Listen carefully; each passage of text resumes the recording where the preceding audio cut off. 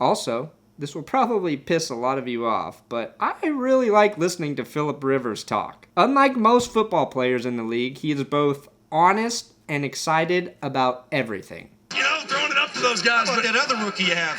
I had to tell that last drive. He's down there in the end zone blocking somebody.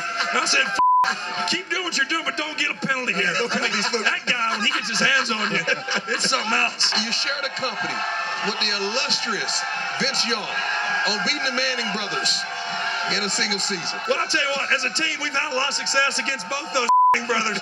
Our team has done a heck of a job. I've never felt like it was me versus them, but we've always had pretty good games against them. That's Paul, you say, I'm going to give this guy an opportunity because he goes up and make a talk about that. Well, when we broke the huddle, you know, we had Eddie on a little angle route, but we broke the huddle. I told Keenan, you the pylon.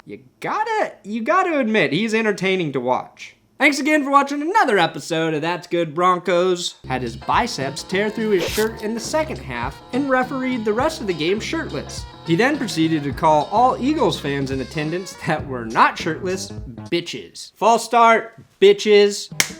Safety, bitches. Holding, bitches. Don't stop till you get enough, bitches.